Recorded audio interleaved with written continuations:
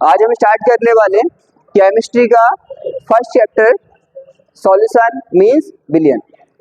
हमने फिजिक्स के 2 chapter complete कर लिए। हमारा टारगेट है कि हम 100% क्लियरिटी के साथ पूरा कंप्लीट 12th का कोर्स करेंगे।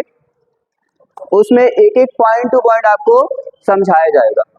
पहले क्या है, 2 चैप्टर फिजिक्स की क्लियर मैंने इसलिए कराए ताकि आप सीख सकें कि फिजिक्स को पढ़ा कैसे जाता है। अब हम 2 चैप्टर कंटिन्यू केमिस्ट्री के क्लियर करेंगे ताकि केमिस्ट्री समझ में आए, केमिस्ट्री को किस तरह से पढ़ा जाता है। उसके बाद क्या होगा, एक चैप्टर फिजिक्स और एक चैप्टर केमिस्ट्री, मींस एक सप्ताह में आपको एक चैप्टर फिजिक्स का मिलेगा और एक चैप्टर केमिस्ट्री का मिलेगा, और संडे में आपको एक चैप्टर बायो का मिलेगा। एक सप्ताह में आपको 3 चैप्टर मिलेंगे। तो अप्रोक्स हम मिड फरवरी से पहले ही हमारा सिलेबस पूरा कंप्लीट हो जाएगा, राइट। तो स्टार्ट करें। आज हम करने वाले सॉल्यूशन को, इसे समझना है आपको। और ये क्या है, ये एक हाईएस्ट चैप्टर है, चाहे वो बोर्ड एग्जाम है, चाहे हमारा एंट्रेंस कोई भी एग्जाम है, नीट का एग्जाम है, जेईई एग्जाम है, कोई भी है, सबके लिए ये एक हैवी मार्क में आता है। तो इसे क्या करना है, आपको अच्छे से समझना है। और उसके बाद क्या होगा, 12th कंप्लीट करने के बाद हम क्या करेंगे, नीट के लिए और जेईई के लिए भी सिलेबस को कंप्लीट कराएंगे। पहले हमारा टारगेट है कि साथ में नीट और जेईई के 12th कंप्लीट हो जाए, जिससे बोर्ड का एग्जाम देने वाले बच्चे उनका 12th का मार्क अच्छा बन जाए। उसके बाद जैसे ही 12th का सिलेबस खत्म होता है, हम नीट के बेस पे स्टार्ट हो जाएंगे जेईई के बेस पे। तो आज स्टार्ट करने वाले हम चैप्टर सॉल्यूशन मींस विलयन। क्या करना है हमारा, आपको पता है जो सीक्वेंस रहता है वो रहता है कि हम पहले उस चीज को अच्छे से समझें, राइट, अच्छे से समझें। अब क्या करना है, आपको पहले विलयन नहीं समझना है, पहले आपको समझना है मिक्सचर, मिश्रण। आपको ये तो पता है मिक्सचर मिश्रण क्या होता है, 2 या 2 से ज्यादा चीजों को एक साथ मिला दिया तो उसको क्या बोलते हैं हम, मिक्सर मिश्रण बोलते हैं। ये तो सबको पता है, जनरल लाइफ की बात है, इसमें कोई सोचने समझने वाली बात नहीं, हार्ड नहीं है, सबको पता है। 2 या 2 से ज्यादा चीजों को, पदार्थों को मिला दो, चीजें मीन्स पदार्थों को मिला दो तो क्या बन जाता है, हमारा मिक्सचर बन जाता है। अब आपको ये भी पता होना चाहिए कि पदार्थ किसे कहते हैं। तो मैंने सिंपल भाषा में बताया था, फिजिक्स की स्टार्टिंग की थी कि जितने भी नॉन लिविंग है, जितनी भी निर्जीव वस्तुएं हैं, सब क्या है, पदार्थ। तो बात समझ आई। तो हम किसी भी नॉन लिविंग को एक साथ मिक्स करेंगे, जो बनेगा उसे बोलते हैं हम मिक्सचर, मिश्रण। बात समझ आई। तो हम मिश्रण में क्या कर सकते हैं, सीधी बात है, 2 को भी मिक्स कर सकते हैं और 2 से ज्यादा को भी मिक्स कर सकते हैं। पदार्थों को मिक्स करेंगे तो मिश्रण बनेगा। तो हम क्या करेंगे, आप समझने एकदम सीक्वेंस के साथ। देखो क्या है, सबसे पहले क्या होगा, हम 2 या 2 से अधिक क्या लेंगे, 2 या 2 से अधिक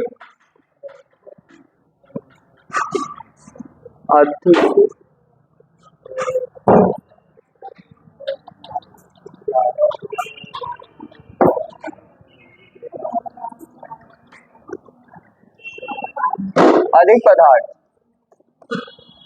बात तो समझ आ रही है। 2 या 2 से अधिक पदार्थ का मीन्स है 2 एंड मोर देन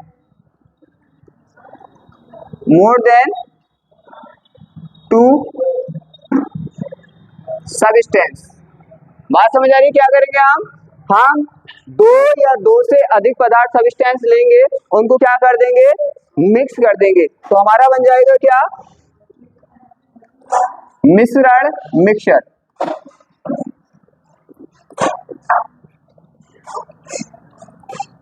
यहां तक किसी को कोई दिक्कत, ये तो लाइन समझ आ गई ना। क्या किया हमने, 2 या 2 से ज्यादा पदार्थ, मान लिया हमने क्या किया, 2 पदार्थों को लिया और एक साथ इन्हें क्या कर दिया, मिक्स कर दिया, तो इसको क्या बोल दिया हमने, मिश्रण। पहली बात समझ आ गई। अब क्या होगा, ये मिश्रण 2 टाइप्स का होता है, 2 प्रकार का होता है। एक होता है हमारा समांगी मिश्रण, क्या होता है? समांगी मिश्रण। समांगी मिश्रण मीन्स होमोजीनियस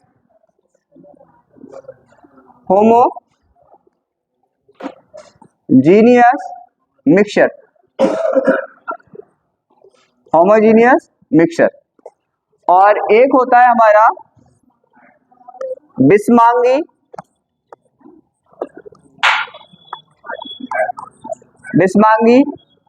मिश्रण मीन्स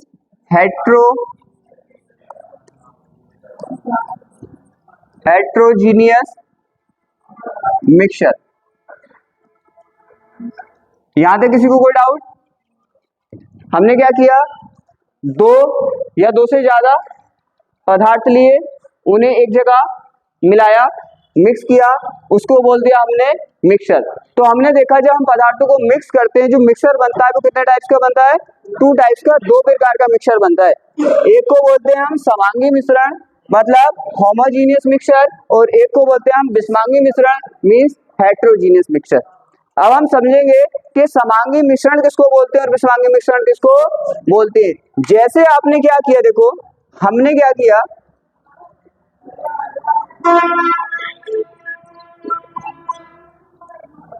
हमने यहाँ पे 2 पदार्थों को मिक्स किया, ये तो आपको क्लियर है ना।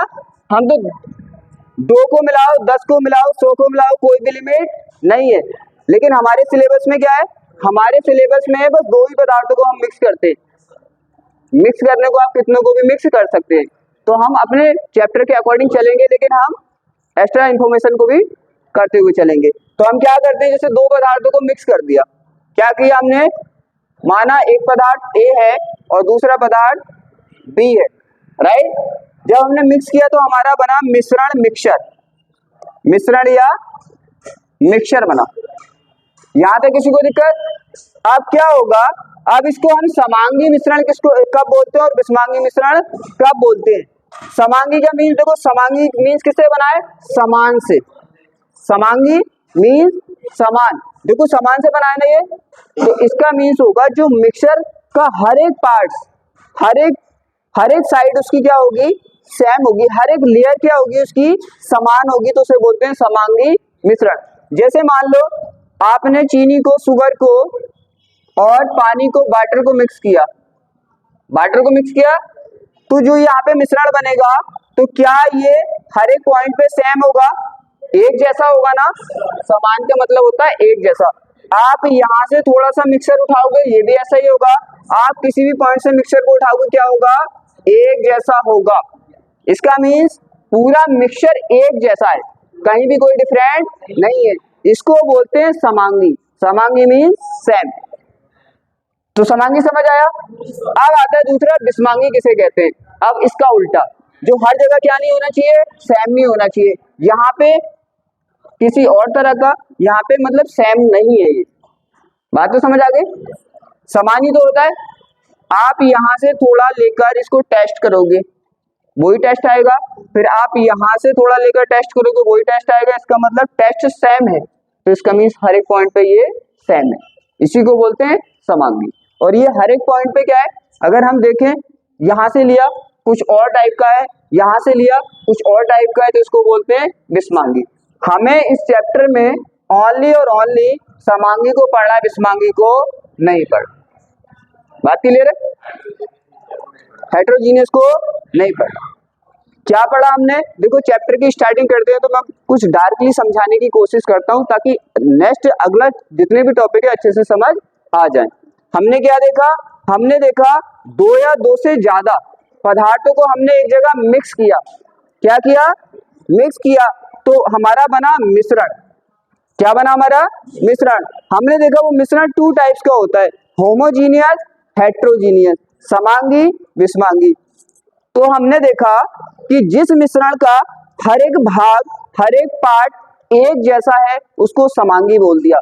समांगी का मीन्स है समान है, और जो अलग अलग पॉइंट पे अलग अलग है उसे बोल दिया बिस्मांगी। हमने देखा कि हमें इस चैप्टर में ओनली समांगी पढ़ना है, बिस्मांगी को कोई भी रोल नहीं है।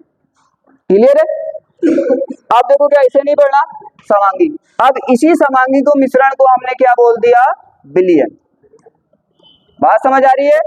ये जो हमारा समांगी मिश्रण है इसी को क्या बोला है हमने, मिश्रण, विलयन। तो इसका मीन्स इसके दो नाम हुए, या तो आप इसको समांगी मिश्रण बोल दो या इसको विलयन बोल दो। जैसे एक ही इंसान के दो दो नाम नहीं होते, तो समांगी मिश्रण को ही क्या बोलते हैं, विलयन। जैसे सिंटू और मिंटू एक के दो नाम है, तो हम क्या बोल देंगे, सिंटू को ही मिंटू बोलते हैं क्योंकि इसके दो नाम है। क्लियर? अब देखो यहाँ पे, अब हम समझने वाले ये समांगी मिश्रण है, इसी को हमने क्या बोल दिया, विलयन बोल दिया, सॉल्यूशन बोल दिया। कोई दिक्कत यहाँ तक किसी को? यहाँ तक समझ आ गया? अब हम जो लेंगे यहाँ पे मिश्रण, तो हमें पता है, सीधी सी बात है, हम यहाँ पे दो पदार्थों को भी ले सकते हैं, दो सबस्टेंस को भी ले सकते हैं, दो से ज्यादा सबस्टेंस को भी ले सकते हैं, लेकिन हमारे चैप्टर में ओनली दो सबस्टेंस पे ही चलता है। कितने सबस्टेंस लेते हैं, कितने पदार्थ लेते हैं, दो पदार्थ लेते हैं।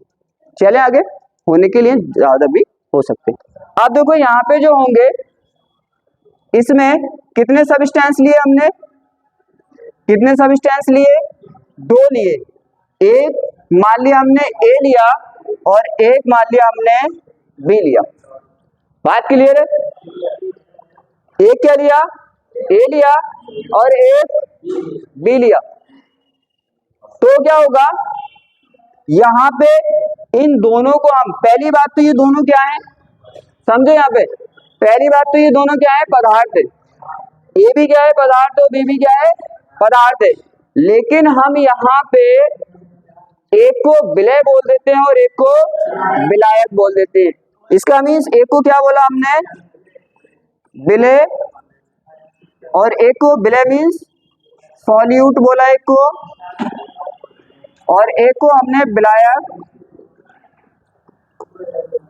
मीन्स सॉल्वेंट बोला। यहां तक किसी को समझने में कोई दिक्कत? बोल दिया, समझ आ गया ना?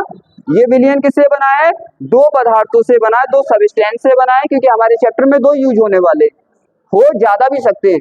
तो हमने क्या किया, एक पदार्थ को बोल दिया विलय सॉल्यूट और एक को बोल दिया विलायक सॉल्वेंट। यहां तक किसी को कोई डाउट? कोई डाउट? यहाँ तक तो समझ आ गया? अब आपके माइंड में चीजें आएंगी, माइंड में चीजें आएंगी। पहली बात तो ये बताओ, विलय और विलायक, मैंने इसको क्या बोला, विलय और विलायक। क्या विलय सॉल्यूट पदार्थ है कि नहीं है? सीधी सी बात है, पदार्थ है। मैंने बोला नहीं, जितनी भी हमारी नॉन लिविंग चीजें हैं, निर्जीव वस्तुएं, सब क्या है, पदार्थ है। तो खुद सोचो भाई, ए क्या था, ए पदार्थ था, इस पदार्थ को ही तो हमने विलय बोला है। तो जैसे यहाँ पे चाहे तो समांगी मिश्रण बोल दो इसको, चाहे आप विलयन बोल दो, दो नाम है ना, तो चाहे इसको पदार्थ बोल दो, चाहे इसे क्या बोल दो, विलय बोल दो, सॉल्यूट बोल दो। बात समझ आ रही है? यहाँ पे देखो, इसी तरह से बीबी क्या है, बीबी क्या है,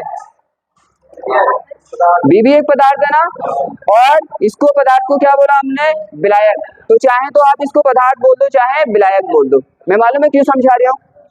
कभी कभी चैप्टर में हम बोल देते हैं पदार्थ और कभी कभी हम बोल देते हैं विलय और विलायक, तो बच्चे कंफ्यूज हो जाते हैं कि इसे तो विलायक बोलते थे, अब इसे पदार्थ की बोल रहे, ये इसे तो विलय बोलते थे, अब पदार्थ की बोल रहे। तो आपको पता है ना, विलय और विलायक है तो पदार्थ ही। क्लियर है? यहां तक कोई डाउट? अब क्या होगा, उठा के ना पीछे बिठा दूंगा मैं। यहां तक समझ आ गया? अब क्या होगा, अब हम डिफाइन करेंगे इसकी क्वालिटी को। क्या करेंगे, डिफाइन करेंगे इसकी क्वालिटी को। क्या, कैसे डिफाइन करेंगे कि हम विलय किसको बोलेंगे और विलायक किसको बोलेंगे? सीधी सी बात है, यहाँ पे बस आपको ये याद रखना है, मोर क्वांटिटी वाले को विलायक बोलते हैं, लेस क्वांटिटी वाले को विलय बोलते हैं। मात्रा मीन्स क्वांटिटी समझ में आती है, जिसकी मात्रा ज्यादा होगी उसको क्या बोलोगे आप, विलायक, और जिसकी क्वांटिटी कम होगी उसे विलय बोलोगे। कोई दिक्कत यहाँ पे नहीं ना? अब देखो क्या होगा, अब पहले देखेंगे हम मात्रा। पहला पॉइंट देखें, इसके पॉइंट देख लें, इंपोर्टेंट पॉइंट कैसे हम डिसाइड करेंगे। इंपोर्टेंट पॉइंट देखो, पॉइंट नंबर 1, अगर हम मात्रा की बात करें, किसकी बात करें, मात्रा की, क्वांटिटी की, तो क्वांटिटी इसकी क्या होगी, लेस होगी, कम होगी। अगर हम इसकी मात्रा की क्वांटिटी की बात करें तो मात्रा क्वांटिटी जो होगी इसकी ज्यादा होगी। ये ऊपर का एरो दिखाता है ज्यादा को, नीचे का एरो दिखाता है कम को। अब दूसरा पॉइंट अगर देखें तो यहाँ पे रिएक्टिव पार्ट जो होता है, जो यहाँ पे सब कुछ करता है, वो कौन करता है, विलय करता है, सॉल्यूट करता है। जैसे मान लो फॉर एग्जांपल आपने पानी में चीनी डाली, तो पानी का टेस्ट कैसा आया, चीनी जैसा, चीनी जैसा आया ना। तो यहाँ पे रिएक्ट किसने किया, चीनी ने, और चीनी क्या है आपका, विलय, सॉल्यूट। तो रिएक्ट कौन कर रहा है, विलय या विलायक, विलय, सॉल्यूट रिएक्ट करता है। पहला पॉइंट क्लियर, रिएक्टिव पार्ट कौन है हमारा, विलय। और ये क्या करता है, ये ओनली मीडियम देता है, क्या देता है, मीडियम देता है, मतलब माध्यम देता है। माध्यम का मीन्स जैसे आप चल रहे हो तो रिएक्टिव तो आप हो, चल तो आप रहे हो, जो सड़क है आपका चलने का माध्यम है, सड़क कुछ थोड़ी कर रही है, वो तो अपनी जगह पे है। इसी तरह से हमारा जो विलायक होता है ओनली मीडियम देता है। मीडियम का मतलब वो बोल देता है बस आओ और हमें घुल जाओ, बात समझ आ रही है, आने के बाद हमें घुल जाओ, वो कुछ नहीं करता, कोई रिएक्ट नहीं करता। जो भी रिएक्ट करेगा वो कौन करेगा, विलय करेगा। यहाँ तक पॉइंट क्लियर है। अब देखो क्या होगा, ये हो गया पहली चीज हो गई। दूसरा समझो, यहाँ पे ये तो 1 हो सकता है, मतलब इसका नंबर क्या हो सकता है, इसका नंबर देखो,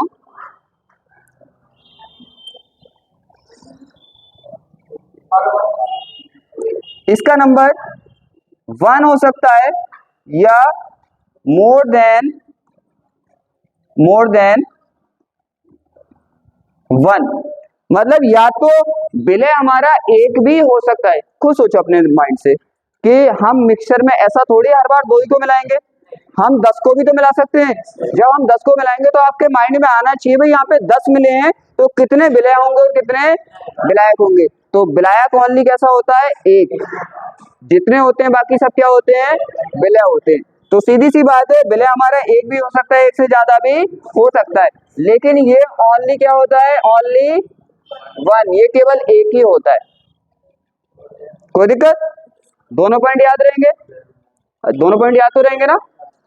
अब देखो क्या है, अब यहाँ पे क्या हो गया, ये पॉइंट इसलिए समझने जरूरत है क्योंकि हमें पता होना चाहिए, जैसे हमारे क्वेश्चन दिए जाएंगे न्यूमेरिकल्स होंगे तो पहचानने में दिक्कत नहीं होगी। जिसकी क्वांटिटी ज्यादा होगी आप बोल दोगे क्या है, विलायक है, सॉल्वेंट है। जिसकी क्वांटिटी कम होगी क्या बोल दोगे, विलय है।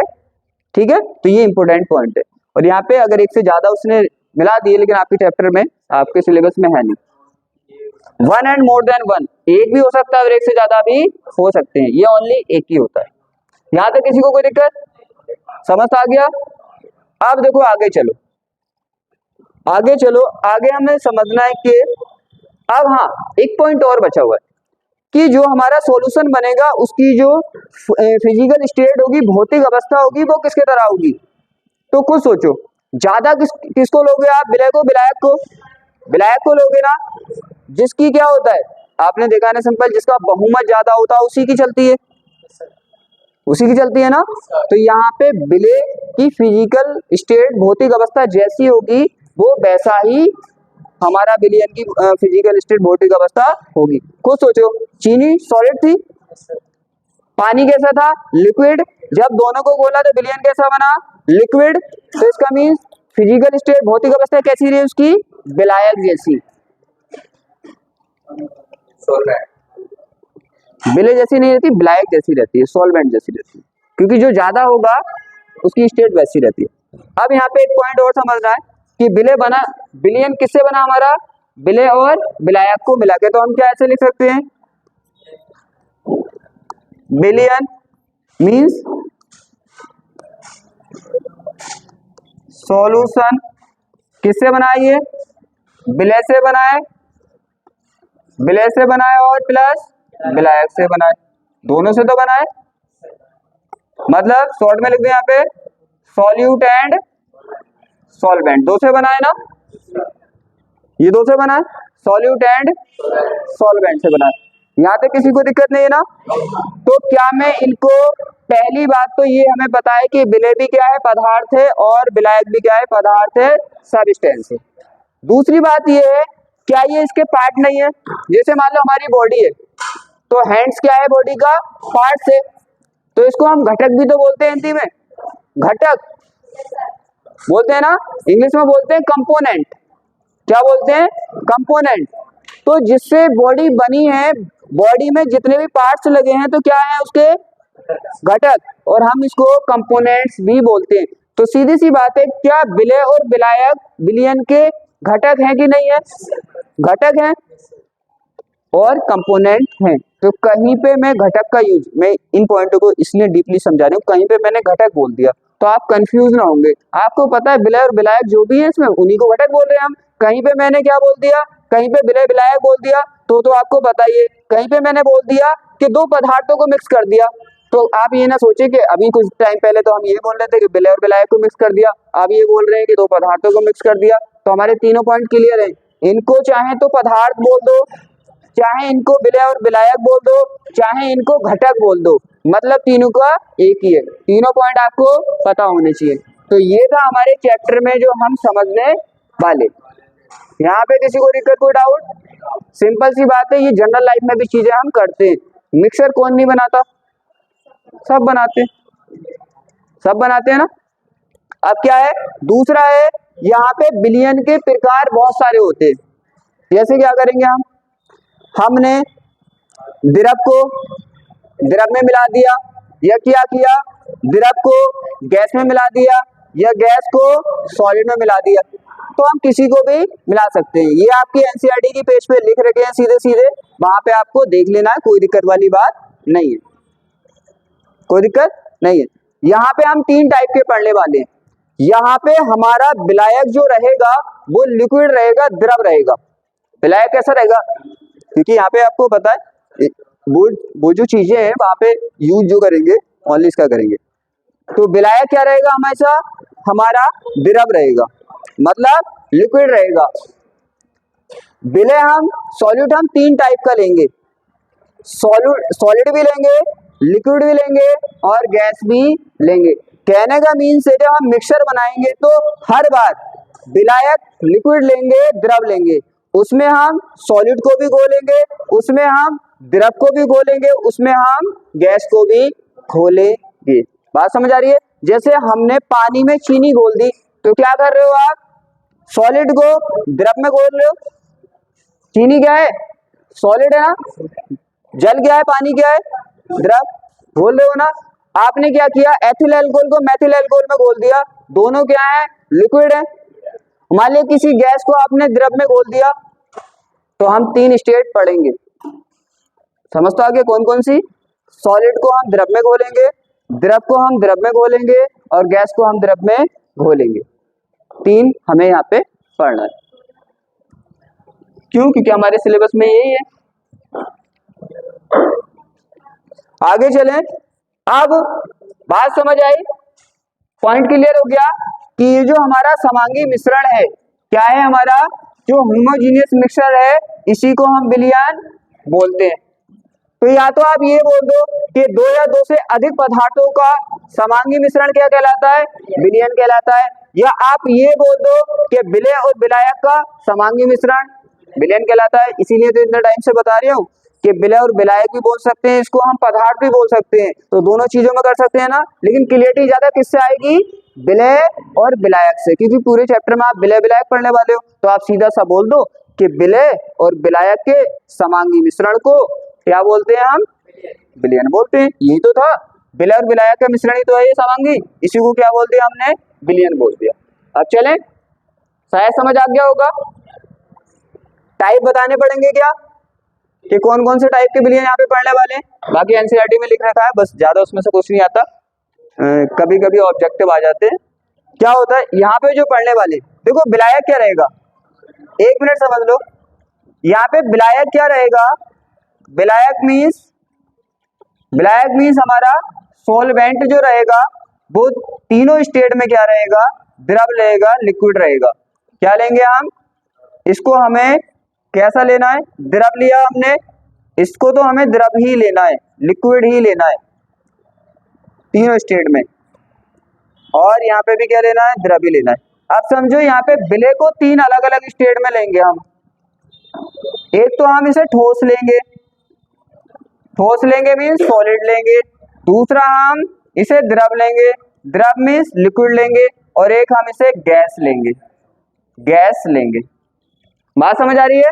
पूरे चैप्टर में क्या करने वाले हैं हम, या तो हम ठोस को द्रव में घोलेंगे, या फिर हम द्रव को द्रव में घोलेंगे, या फिर हम गैस को द्रव में घोलेंगे। लेकिन हमारा विलायक हर कंडीशन में सेम ही रहेगा, द्रव रहेगा, और विलय की कंडीशन हम हर बार चेंज कर देंगे। टॉपिक क्लियर है? चलें आगे। छोटे छोटे पॉइंट बेसिक ही से स्टार्ट होता है, ये छोटे छोटे पॉइंट क्लियर है, अब चैप्टर में दिक्कत नहीं आएगी। चलें तो आगे। आप देखो यहाँ पे ये बात तो समझ आ गई कि विलय और विलायक के समांगी मिश्रण को विलयन बोल दो, या फिर ये बोल दो कि दो या दो से अधिक पदार्थों के मिश्रण को विलयन बोलते। देखो क्या है, समझ आ रहा है? यही तो लिखा है हमने, क्या है ये, विलयन है। तो क्या लिखा है देखो, विलय तथा विलायक के समांगी मिश्रण को विलयन कहते हैं। अभी आपने देखा था ना, समांगी मिश्रण बना था हमें, हमारा क्या बना था, हमारा समांगी मिश्रण बना था, उसी को हमने विलयन बोल दिया था। यही तो बोल रहा है वो कि विलय तथा विलायक के समांगी मिश्रण को विलयन कहते हैं। या आप ये बोल दो कि दो या दो से अधिक पदार्थों के मिश्रण को विलयन कहते हैं। मतलब a homogeneous mixture of solute and solvent is called a solution. अब पहला टॉपिक क्लियर है। अब दूसरा टॉपिक आता है तनु विलयन, डाइल्यूट सॉल्यूशन एंड सांद्र विलयन, कंसंट्रेटेड सॉल्यूशन। और फिर आता है संतृप्त विलयन, सैचुरेटेड सॉल्यूशन। तो हमारे पास तीन तरह के सॉल्यूशन होते हैं। ये ऐसा नहीं है कि बस इसकी थोड़ी नॉलेज होनी चाहिए, क्या होनी चाहिए इसकी नॉलेज, ऐसा नहीं कि तुम इन्हें रटे जा रहे हो, ये बेसिक नॉलेज होनी चाहिए। इसकी तो डेफिनेशन आती है, आपको पता है विलयन की डेफिनेशन कहीं पे भी आ सकती है, विलयन तो पता होना चाहिए। चैप्टर का ही नहीं पता होगा तो आप करोगे कैसे।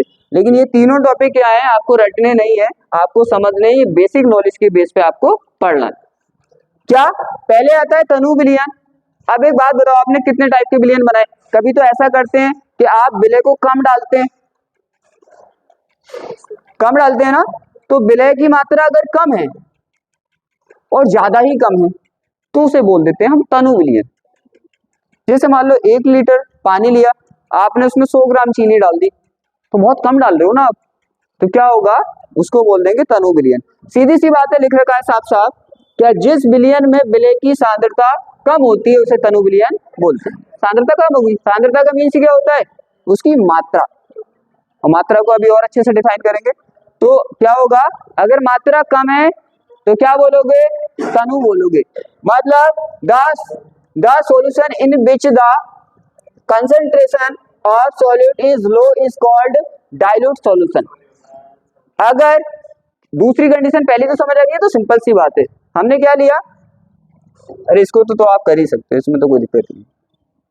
देखो हमने क्या लिया, हमने विलायक तो तुम्हें पता है ज्यादा ही होगा, ये लिया। एक बार तो हमने क्या किया, विलय को कम क्वांटिटी में डाला, कम क्वांटिटी में डाल के हमने घोल के विलयन बना दिया, इसको क्या बोल दिया हमने, तनु विलयन। दूसरी बार हमने लिया, इसकी मात्रा ज्यादा डाल दी, तो क्या बोल दिया इसको, सांद्र विलयन। इतना तो तुम्हें पता है। अब देखो सांद्र विलयन का मतलब, इसमें विलय को हम ज्यादा लेंगे। अब आप सोचो कि ऐसा तो कुछ मजा नहीं आ रही है, पता नहीं चल रहा है कि कितना लेंगे। सीधी सी बात है, अगर 50 से या 50 से ज्यादा परसेंटेज है, क्या है 50 या 50 से ज्यादा परसेंटेज आपने विलय की डाली है, तो सांद्र बन जाएगा, गाढ़ा हो जाएगा। सांद्र को जनरल भाषा में बोलते हैं गाढ़ा। और अगर आपने डाली है 5, 10, 15, 20%, तो क्या बोलोगे उसको, तनु विलयन। अब तो क्लियर है, अब तो क्लियर है कि अगर 10-5% हुआ तो बिल्कुल पतला बनेगा, वो तनु बनेगा। और अगर आपने 50 से 60% के अप्रोक्स उसमें डाल दिया तो गाढ़ा बनेगा। दोनों पॉइंट क्लियर है। फिर आता है संतृप्त विलयन, सैचुरेटेड सॉल्यूशन। तो ये तो समझ आ गया, देखो क्या लिखा है साफ साफ, जिस विलयन में विलय की सांद्रता अधिक होती है, सांद्रता का मीन्स मात्रा ही होता है, क्वांटिटी उसकी, उसे सांद्र विलयन कहते हैं। The solution which has high concentration of solute is called concentrated solution. आगे देखो, आगे हमारा संतृप्त विलयन सैचुरेटेड सॉल्यूशन।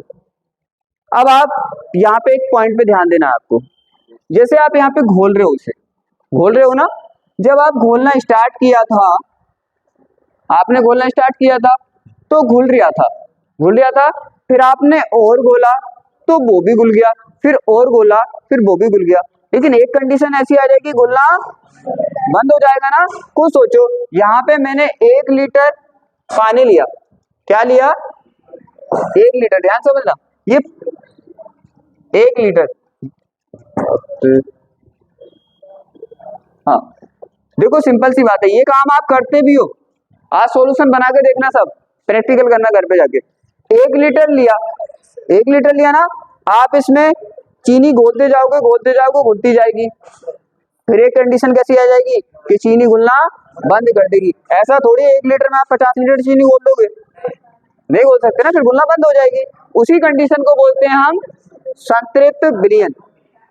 कौन सा, सैचुरेटेड सॉल्यूशन। इसका मतलब इससे ज्यादा आप नहीं घोल सकते। उस टाइम पे जो विलयन बनेगा कौन सा होगा, सैचुरेटेड सॉल्यूशन।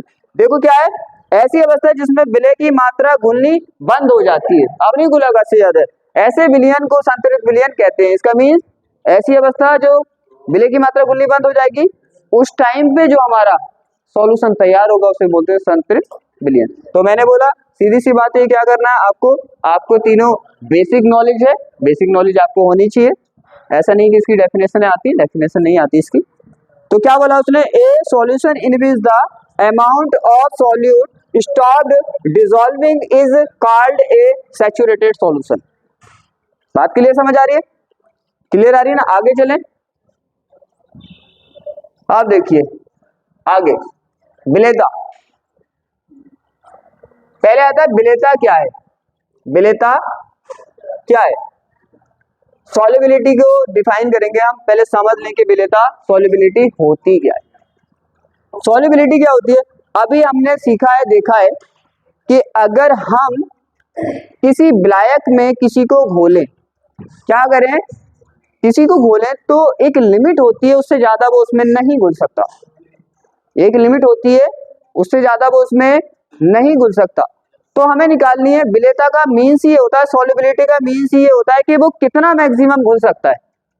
वो अमाउंट, किस अमाउंट करेंगे हम, जैसे मान लो फॉर एग्जांपल, मैंने प्रैक्टिकल किया भी नहीं और कहीं पढ़ा भी नहीं, मैंने मान लिया कि 1 लीटर पानी में मैक्सिमम मान लिया 500 ग्राम चीनी घुल सकती है, इससे ज्यादा नहीं घुल सकती। तो ये 500 ग्राम क्या हुआ, ये हुई विलेयता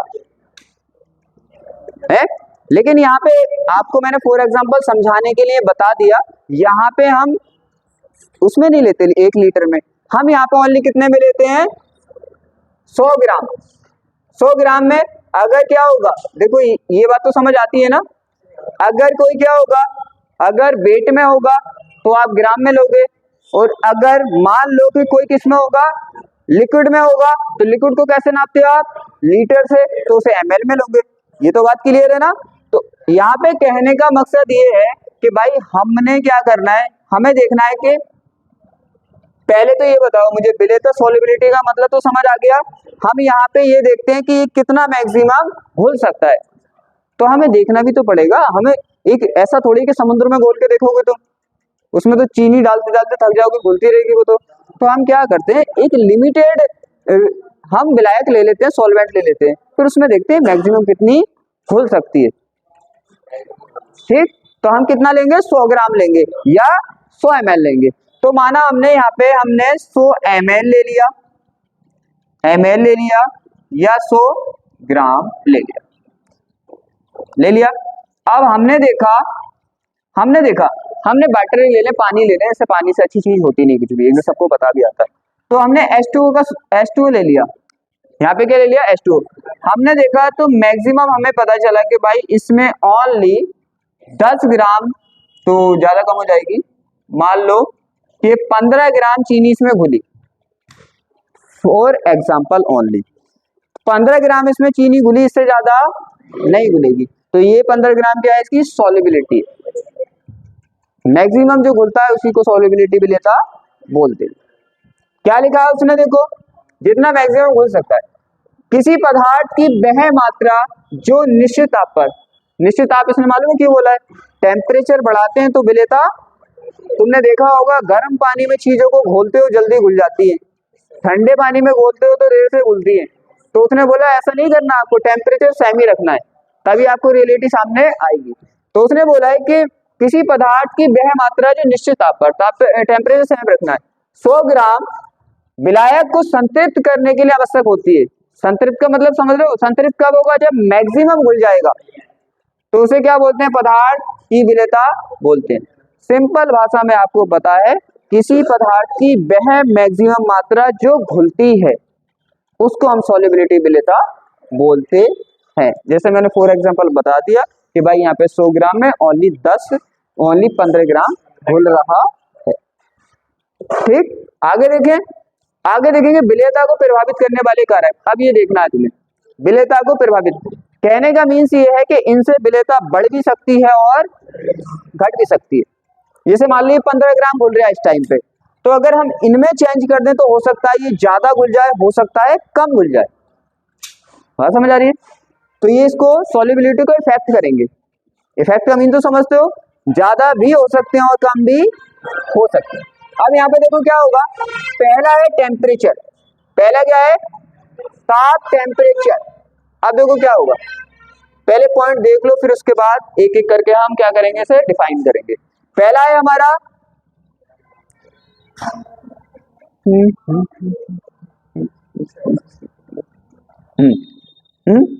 पहला है हमारा क्या, ताप, टेम्परेचर। फिर हम देखेंगे विलेय और विलायक की प्रकृति, मतलब सबसे पहले हम देखेंगे कि टेम्परेचर का सॉल्युबिलिटी में विलेयता पे क्या इफेक्ट पड़ता है, वो कैसे, क्या वो ज्यादा कर सकती है, क्या वो कम कर सकती है। ठीक है, तो मोस्टली केस में आपने खुद, इतना तो खुद भी जानते हो आप, कि जब गर्म पानी में आप चीनी को घोलते हो तो फास्टली भी घुलती है और ज्यादा भी घुलती है।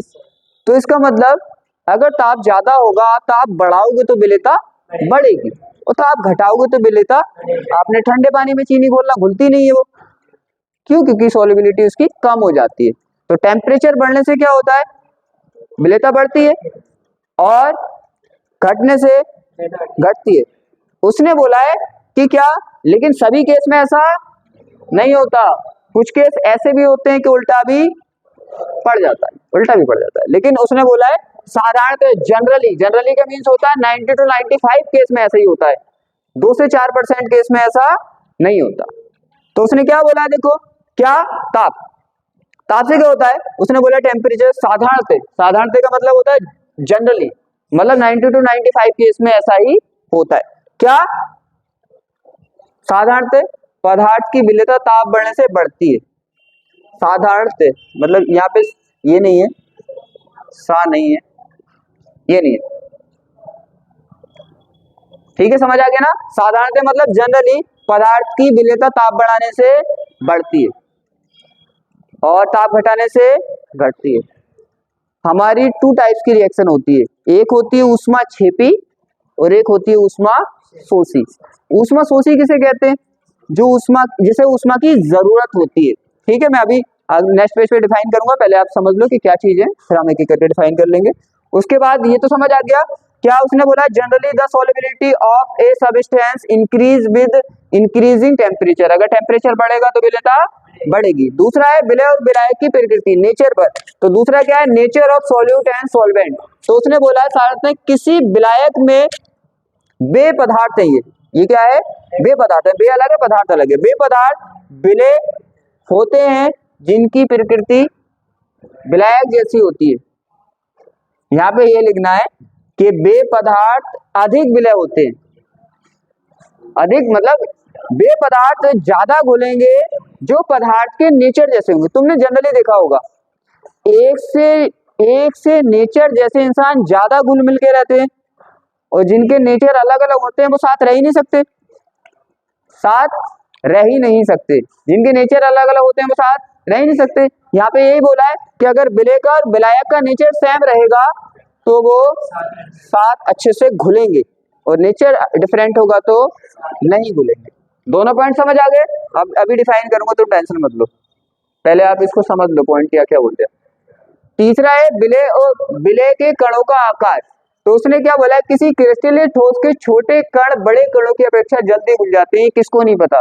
इतना बड़ा चीनी का वो लो, आप कण लो, मतलब टुकड़ा ले लो, उसे घोलो, फिर इतना छोटा चीनी का जो वो आते हैं उन्हें घोलो, कौन जल्दी घुलेगा?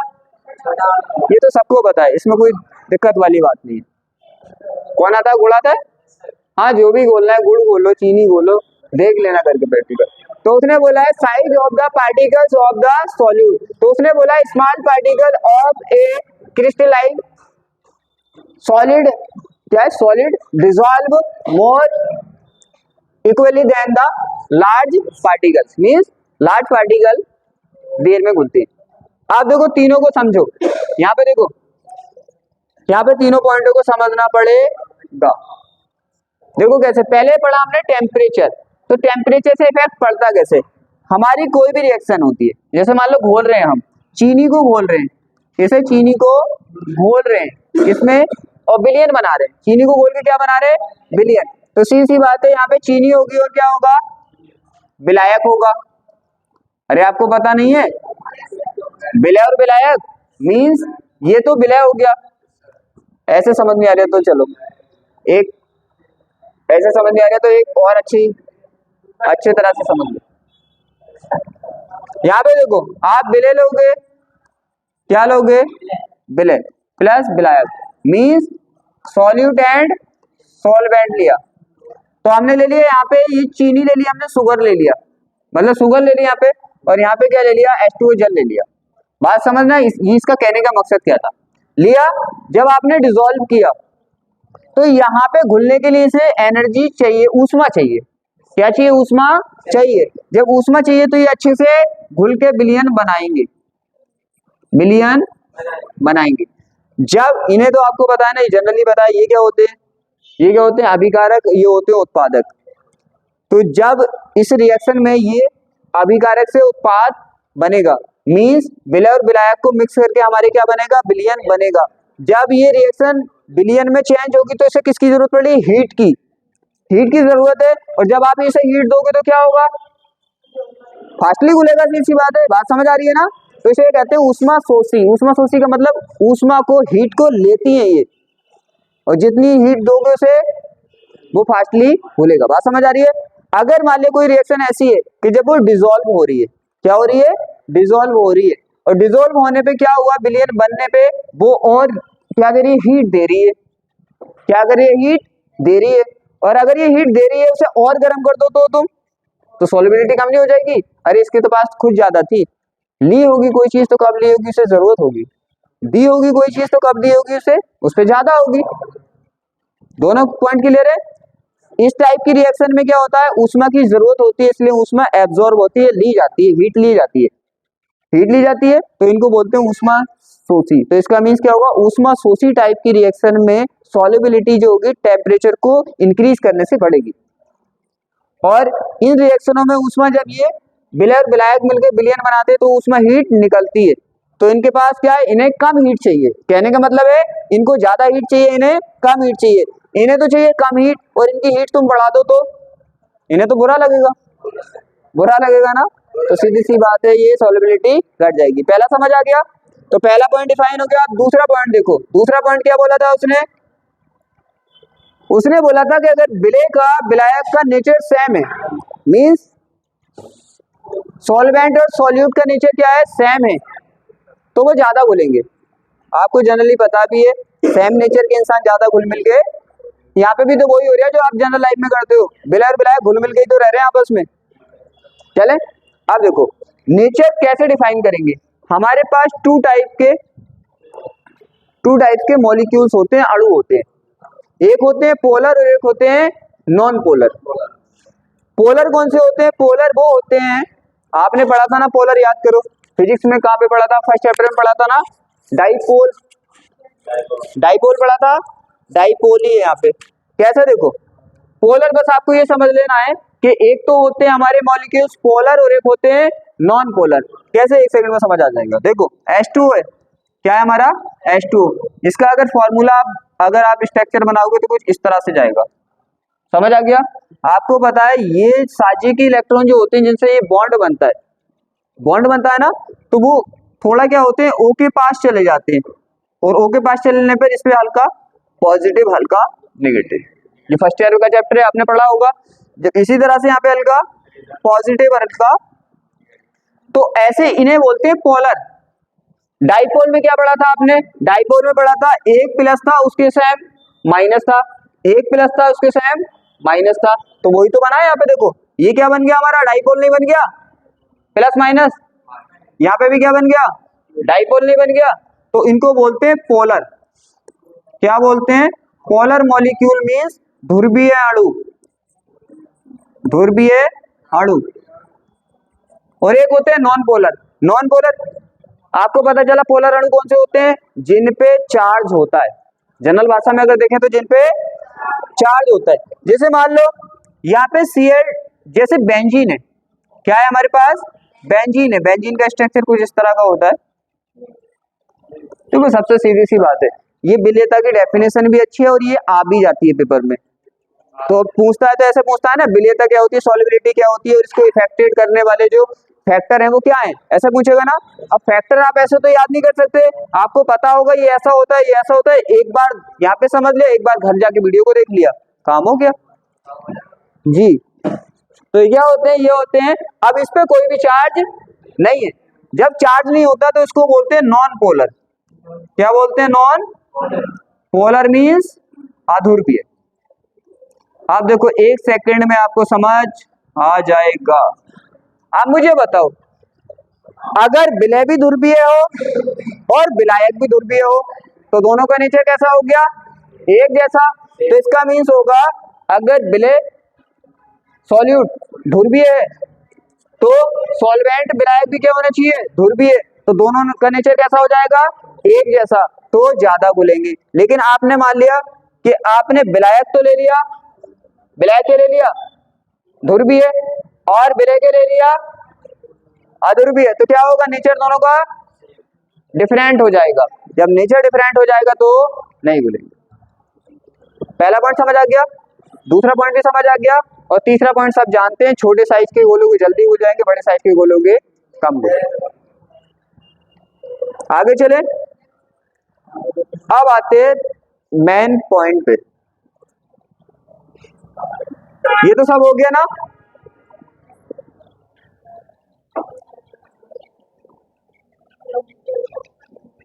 ये सब हो गया।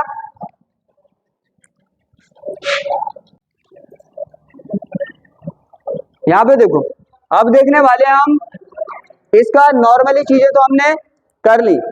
चैप्टर में हमने देख लिया सॉल्यूशन बनता कैसे, सॉल्यूशन कितने प्रकार का होता है, हमने देख लिया रिएक्ट कौन करता है और मीडियम प्रोवाइड कौन करता है, और हमने ये पॉइंट देख लिए, इसकी क्वांटिटी मैक्सिमम होगी, विलय किसे बोलेंगे, विलायक किसे बोलेंगे।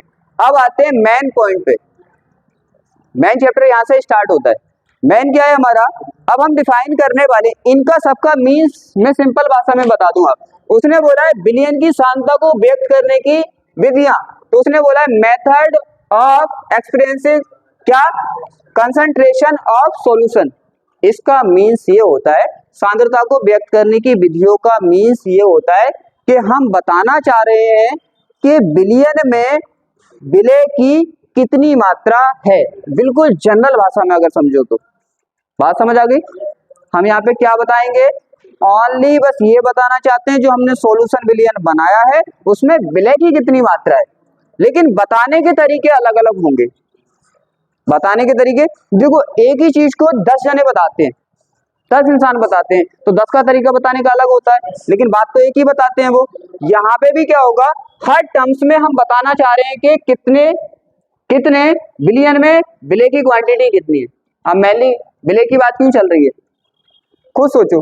विलय की बात इसलिए चल रही है, रिएक्ट तो विलय ही कर रहा है, विलायक कुछ कर थोड़ी रहा है। विलायक तो ऐसे ही, जैसे मान लो कि घर में कुछ इंसान ऐसे होते, कुछ काम नहीं करते, उन्हें ऐसे ही रहते, कोई रिएक्शन ही नहीं उनका, तो जो काम करते हैं सीधी सी बात है उन्हीं की चलती है। इसीलिए तो यहाँ पे क्या होगा, सब चीज किसके अकॉर्डिंग देख रहे हैं हम, विलय के। क्यों? क्योंकि रिएक्ट विलय कर रहा है, ब्लैक का कोई भी रोल नहीं है।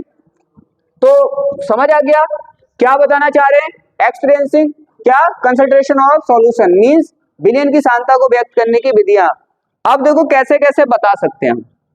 एक तो होती है हमारी भौतिक यूनिट में सांद्रता व्यक्त करने की विधियां, और एक होती है हमारी रासायनिक, मतलब हम फिजिकल मेथड से भी बताएंगे और केमिकल, जो हमारे केमिकल यूनिट से केमिकल मेथड है उनसे भी बताएंगे। ऐसा नहीं कि बस ये तो मुझे दिखाना है आपको कि कैसे कैसे बताएंगे हम तो एक वन बाय वन करके एक एक को एक्सप्लेन करेंगे कि क्या होता है, ये क्या होता है। कोई दिक्कत, समझ तो आ गया। हम क्या बताने वाले हैं, हम बताने वाले हैं कि कितने बिलियन में विलय की कितनी मात्रा है, लेकिन बताने का जो टर्म्स होगा, जो टर्म्स होंगे वो अलग अलग होंगे, तरीके अलग अलग होंगे। जैसे हम कैसे बता सकते हैं, विलयन की भार प्रतिशतता से बता सकते हैं। ये तो समझ आ गया। कितने टाइप, इसमें कितने मेथड है, दो मेथड, एक हमारा फिजिकल मेथड है और एक हमारा केमिकल मेथड है। मतलब हम भौतिक और रासायनिक दो टाइप से बता सकते हैं। भौतिक में कितने टाइप से बता सकते हैं, हम बता सकते हैं विलयन की भार प्रतिशतता से, ठीक है, wait percentage of the solution से बता सकते हैं। हम बता सकते हैं विलयन की आयतन प्रतिशतता से, तो volume percentage of the solution से बता सकते हैं। और हम बता सकते हैं विलयन की भार आयतन प्रतिशतता means weight volume percentage of the solution से बता सकते हैं। तीन टाइप से यहाँ पे बता सकते हैं, बता सकते हैं। और यहाँ पे हम पांच टाइप से बता सकते हैं। कैसे हम बता सकते हैं, यहाँ पे विलयन की सांद्रता से। पहला किससे बता सकते हैं, विलयन की सांद्रता से बता सकते हैं, और हम मोलन से बता सकते हैं, और हम मोलरता से बता सकते हैं, मोलरता से बता सकते हैं, नॉर्मलता से। मेन पार्ट हमारा जो है, बात समझ आ रही है। अब देखो समझ लो कि ये क्या है, यहाँ पे तुम्हें ये समझना है ये क्या है। तो सीधी सी बात है, अब आप समझो, यहाँ पे ओनली हम परसेंटेज बताएंगे। क्या बताएंगे इस पार्ट्स में, इस पूरे के पूरे पार्ट्स में। अगर जनरल भाषा में देखो आप, तो इसे मेरी भाषा में कनेक्ट कर लो। इसमें बस परसेंटेज बतानी है कि कितने परसेंट में कितना परसेंट है, वो अभी बात करेंगे हम। तो इसमें तो जो हमारे फिजिकल प्रॉपर्टी है इसकी, मतलब फिजिकल मेथड है हमारे, तो बस फिजिकल मेथड में तो हमें क्या बताना है, ओनली ये बताना है कि कितने परसेंट में कितना परसेंट है, बस इतना देखना है। तो यहाँ पे ओनली क्या देखना है, परसेंटेज को देखना है। लेकिन यहाँ पे जो इस चैप्टर का मेन इंपोर्टेंट पार्ट है वो ये है, मेन इंपोर्टेंट पार्ट ये है। समझ आ गया। यहाँ पे ओनली परसेंटेज डिफाइन करने वाले। किसी को डाउट कोई, हम क्या बताने वाले हैं, कितने टाइप से बता सकते हैं, दो टाइप से। किससे, एक तो हमारा फिजिकल मेथड है और एक केमिकल मेथड है। हमारे यहाँ पे कितने हैं, तीन, और यहाँ पे कितने हैं, पांच। किसी को कोई डाउट दिक्कत, आगे चलें। अब देखो, अब एक एक करके हम डिफाइन करेंगे, एक एक को करके डिफाइन करेंगे। आ जाओ यहाँ पे देखो, अब क्या है यहाँ पे, क्या है यहाँ पे, हम बस यहाँ पे ये देखना चाहेंगे कि कितने ग्राम में, कितने ग्राम विलय कितने ml विलयन में घुला है, या कितने ग्राम विलय कितने ग्राम ब्लैक में घुला है। ये चीजें हम डिस्कस करने वाले हैं वन बाय वन करके। अब देखो, पहले आती है हमारी क्या, विलयन की भार प्रतिशतता। भार प्रतिशतता का मीन्स, भार प्रतिशतता का मीन्स देखो, भार प्रतिशतता इसे दिखाते हैं हम W अपॉन, इसे दिखाते हैं हम W अपॉन W से, W अपॉन W से। इसका मतलब यहाँ पे W से, इसका मीन समझ लो, ये न्यूमेरिकल में यूज होते हैं। ये थ्योरी नहीं आती लिखने, कभी सोचो कि थ्योरी है, रट लो इनकी। केवल न्यूमेरिकल जब निकालते तो वहां पे इनका यूज होता है, इसलिए अच्छे से समझ लो। W का मीन्स होता है, यहाँ पे ऊपर तो दिया है हमें सॉल्यूट, विलय का भार। देखो W मीन्स वेट और नीचे भी W मीन्स वेट, तो तभी तो इसने बोला कि W अपॉन W, नीचे भी W ऊपर भी W। ऊपर ऊपर जो भी लिखा होगा वो हमारा होगा सॉल्यूट का विलय का, ये ध्यान रखना, किसका होगा, सॉल्यूट का विलय का। और नीचे जो भी होगा वो होगा विलयन का सॉल्यूशन का, विलयन का सॉल्यूशन का। तुम्हें पता नहीं है, अरे विलायक का तो कोई रोल ही नहीं है, ठीक है। नीचे वाला जो भी होगा वो विलयन का होगा, सॉल्यूशन का होगा। आप देखो ऊपर किस क्या दिया है, यहाँ पे W वेट दिया है और नीचे भी क्या दिया है, वेट दिया है। इसका मीन्स ऊपर है किसका, सॉल्यूट का वेट और नीचे है सॉल्यूशन का, विलयन का वेट। बात समझ आ रही है। अब देखो क्या होगा, ये दी कैसे रखी होती है, ये दे रखी होती है ऐसे, जैसे उसने बोल दिया 20% W अपॉन W, ऐसे दिया उसने, समझो इसे, क्योंकि न्यूमेरिकल में निकालना पड़ता है। उसने दिया 20% W अपॉन W H2SO4 का लिक्विड सॉल्यूशन है। इसका मतलब हिंदी में बोलूं, जैसे उसने बोला है 20% H2SO4 का जलीय विलयन है, तो इससे क्लियर हो गया कि हमारा H2SO4 जल में खुला है। और क्या दे रखा है, W अपॉन W, क्या दे रखा है, W अपॉन W। आपको पता है परसेंटेज हटाने के लिए आपको क्या करनी पड़ती है, 100 से डिवाइड करना पड़ता है, करना पड़ता है ना। जब 100 से डिवाइड करोगे तो ऊपर भी क्या है W, नीचे भी क्या है W। इसका मतलब क्या हुआ, हमारा ये क्या हो गया, 20 ग्राम क्या हो गया, तुम्हें पता ऊपर वाला होता है सॉल्यूट, तो सॉल्यूट का वेट कितना हो गया 20 ग्राम, नीचे भी क्या होता है ग्राम, तो 100 ग्राम नीचे किसका वेट होता है, सॉल्यूशन का, तो सॉल्यूशन क्या हो गया 100 ग्राम। किसी का भी निकाल सकते हैं परसेंटेज हटाने के लिए। तो इसका मीन्स क्या होता है, इसका मीन्स यही तो हुआ कि हम यही तो देख रहे हैं कि 100 ग्राम में कितना कितना विलय घुला है। हम हर बार यही देखेंगे कि कितना घुला है, कोई होता है 10%, इसका मतलब क्या हुआ, ये 20 ग्राम 100 ग्राम में घुला है, किसी का दे रखा है 10%, तो उसका मीन्स क्या होगा, उसका मीन्स होगा कि ये 10 ग्राम 100 ग्राम में घुला है, किसी का है 5%, तो इसका मीन्स क्या होगा, ये 5 ग्राम, क्योंकि आप क्या करेंगे 100 लगाते चले जाएंगे, परसेंट हटाते चले जाएंगे, इसका मीन्स तो होगा ये 10 ग्राम 100 ग्राम में घुला है, ये 5 ग्राम 100 ग्राम में घुला है। तो यहाँ पे क्या देख रहे हैं, हम देख रहे हैं कि 100 ग्राम में कितना विलय घुला है। क्लियर, दिक्कत खत्म। देखो यही लिखा है इसने, 100 ग्राम विलयन में उपस्थित विलय के ग्रामों की संख्या विलयन की भार प्रतिशतता कहलाती है। हम यही तो देख रहे हैं कि 100 ग्राम में कितना विलय घुला है, देख लिया हमने, देखो निकाल दिया, ये 5 ग्राम घुला है 100 ग्राम में, ये 10 ग्राम घुला है, ये 20 ग्राम घुला है, किसी को दिक्कत। आगे देखो बोला है विलयन की आयतन प्रतिशतता, आयतन प्रतिशतता, आयतन प्रतिशतता का मीन्स होता है V upon V, V upon V। आयतन मीन्स जानते हो ना, आयतन means volume, volume means V, V upon V। आपको पता है ऊपर सॉल्यूट नीचे सॉल्वेंट, तो इसका मीन्स ऊपर जो वॉल्यूम दे रखा है किसका है, वो सॉल्यूट का, और नीचे तो दे रखा है वो सॉल्वेंट का। तो आपको पता है, ध्यान रखना है यहाँ पे एक चीज बड़ी मेनली, कि यहाँ पे जो वेट को यूज करेंगे, वेट का जो यूज करेंगे वो ओनली ग्राम में करेंगे, ग्राम में करेंगे, और यहाँ पे जो वॉल्यूम का यूज करेंगे वो ml में करेंगे। ये मोस्टली याद रखना, यहाँ पे ग्राम और ml चलेगा, केजी और लीटर नहीं चलेगा। कोई दिक्कत किसी को, अब तो आप किसी का भी निकाल सकते हो। तो यहाँ पे क्या देख रहे हैं, जैसे मान लो किसी ने बोला कि भाई किसी का दे रखा है क्या, देखो अच्छे से समझ के जाओगे ना, याद नहीं करना पड़ेगा, याद करने की दिक्कत क्या, मैं एक पॉइंट तो क्लियर कराता हूँ, क्यों बोल रहे हैं ऐसा, कहाँ से बोल रहे हैं ऐसा। यहाँ पे देखो आगे क्या है, आगे उसने बोला 5% V अपॉन V, मतलब आयतन प्रतिशतता से। जैसे उसने बोला कि NH का 5% जलीय विलयन है, 5% जलीय विलयन है, उसने क्या दे रखा है V अपॉन V। तो आपको पता है यहाँ पे 5% का साइन हटाते हो तो क्या करते हो, 100 से डिवाइड करते हो, 100 से डिवाइड करते हो, तो V अपॉन V का मतलब 2 V है, ऊपर वाला V किसका हुआ सॉल्यूट का, नीचे वाला V किसका हुआ सॉल्यूशन का।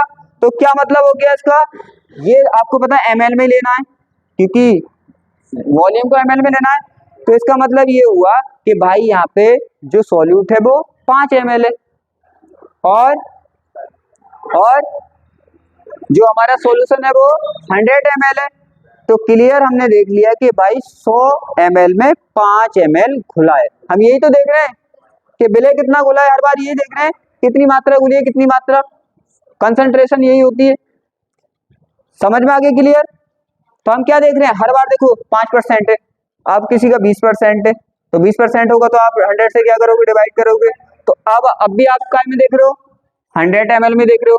तो हर बार आप ये देख रहे हो कि किसी के 100 ml में कितने ml घुले हैं, ये तो देख रहे हो हर बार। जैसे यहाँ पे हर बार क्या देख रहे थे, आप देख रहे थे कि किसी के कितने ग्राम 100 ग्राम में घुले। यहाँ पे हर बार आप देखो नीचे 100 लगा रहे हो, जब 100 लगा रहे हो तो हर बार सॉल्यूशन का वॉल्यूम कितना आएगा, 100 आएगा।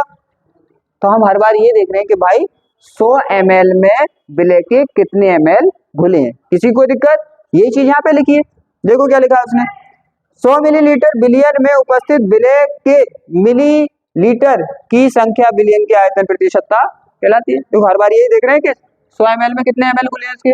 लेकिन ये थ्योरी ऐसा नहीं है आपको रटनी है, याद करनी, ये आती नहीं है, ये हमें समझनी पड़ती है न्यूमेरिकल्स के लिए। अब आप बता सकते हो जब आप वहां पे करोगे तो।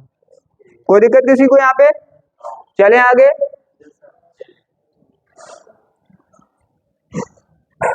आगे आती है बिलियन की भार आयतन प्रतिशतता। देखो दे रखा होगा ना, ये चीज तो समझ लो। अब दे रखा है भार आयतन प्रतिशतता, तो पहले क्या लेना आपको, भार, भार का मीन्स W, और बाद में क्या लेना आपको, आयतन V। इसका मीन्स क्या हुआ, इसका मीन्स हुआ भाई कि यहाँ पे जो विलय है, विलय ना हमारा सॉल्यूट है वो तो है ग्राम में, और सॉल्यूशन जो है वो क्या है किसमें, ml में। जैसे किसी ने बोला कि भाई यहाँ पे मान लो 15% क्या है, W/V सॉल्यूशन ले लिया, क्या ले लिया, W/V सॉल्यूशन ले लिया। मैं बोलूं कि यहाँ पे मान लो कि NaOH का उसने बोला है कि 5% W/W से NaOH का जलीय विलयन है, W/V से देखना आप लोगों को, W/W देख लिया। तो अगर किसी ने बोला कि भाई NaOH का 5% W/V का जलीय विलयन है, तो आप बताइए तो उसमें हमारा NaOH कितना है और जल कितना है। मींस 100 ml में हमारे विलय के कितने ग्राम घुले। तो आपको पता है 15% बोला है उसने, तो क्या करोगे आप, क्या करोगे, आपको पता है 100 से क्या करोगे, डिवाइड करोगे। जब 100 से डिवाइड करोगे ऊपर क्या आ गया, स्मॉल कैपिटल में कोई दिक्कत नहीं होती, यहाँ पे हो गया। अब आपको पता है ये क्या है, सॉल्यूट के ग्राम, और ये क्या है, सॉल्यूशन का वॉल्यूम। इसका मतलब क्या हुआ, इसका मतलब हुआ ये तो होगा ग्राम में और ये होगा ml में। इसका मतलब ये हुआ कि भाई 15 ग्राम जो सॉल्यूट है विलय हमारा 100 ml बिलियन में घोला है। अगर किसी को देखा कि 5% क्या है, W/V है, तो इसका मीन्स क्या हो जाएगा, परसेंटेज हटाने के लिए तो 100 से करते हो ना, तो इसका क्या हो जाएगा, ये ग्राम हो जाएगा और ये ml। तो इससे क्या निकाल दोगे आप, आपको पता है यहाँ पे 5 ग्राम 100 ml सॉल्यूशन में घुला है। तो पॉइंट क्लियर हो गया।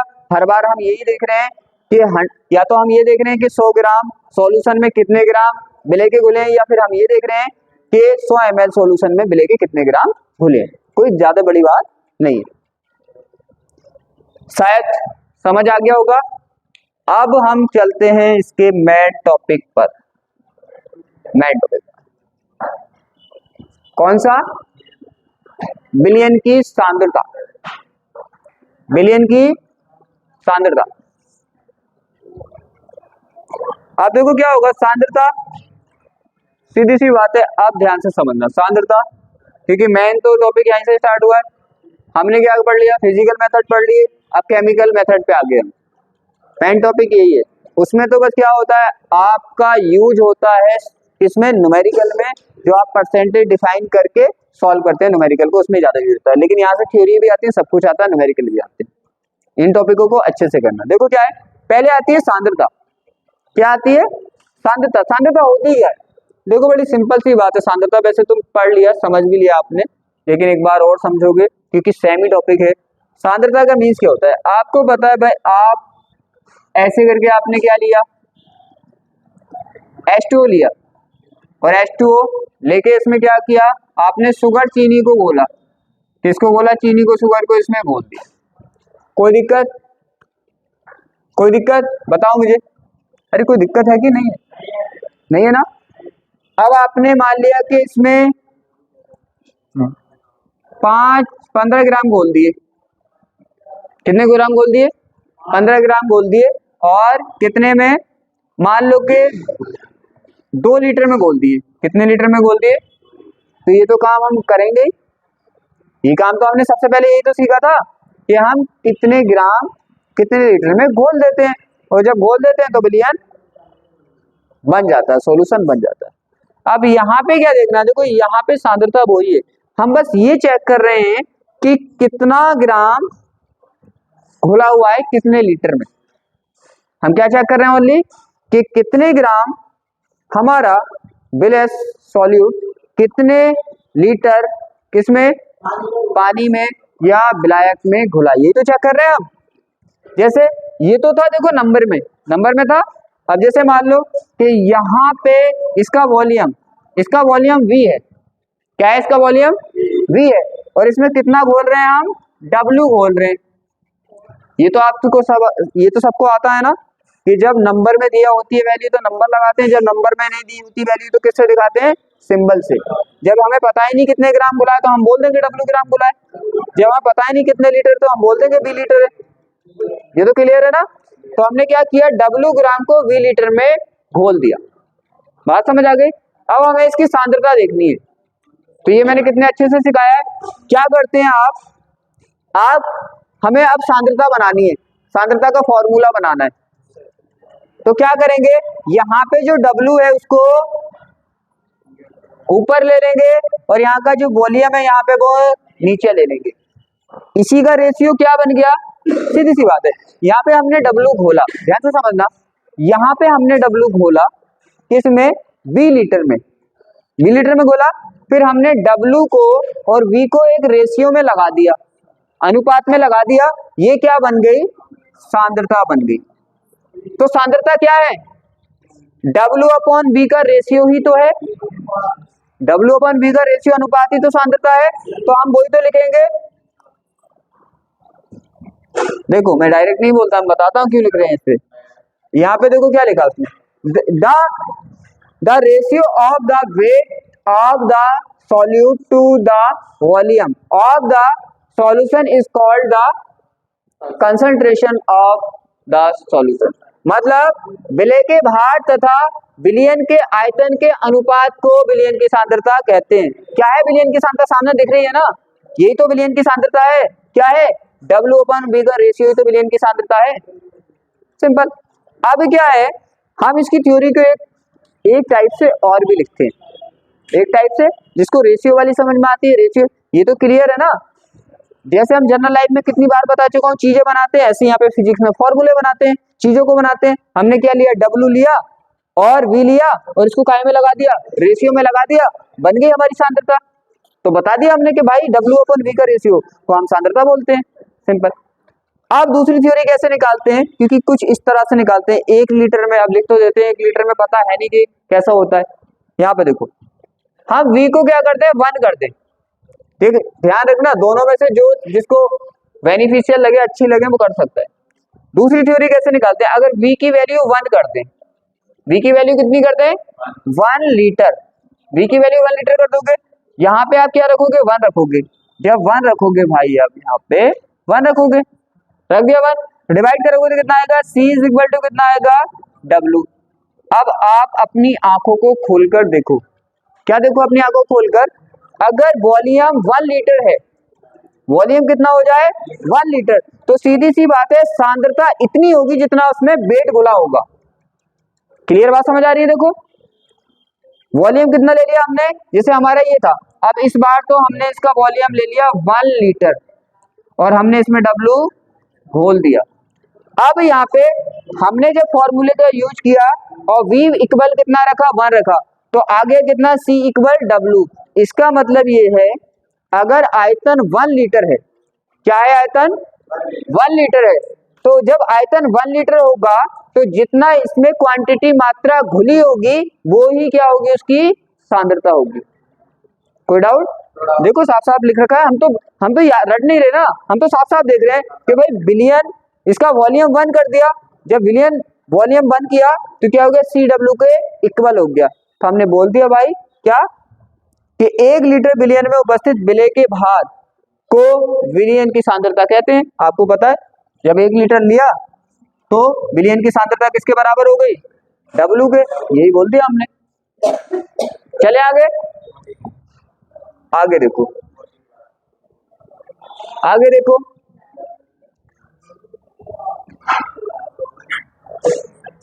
इसमें किसी को दिक्कत?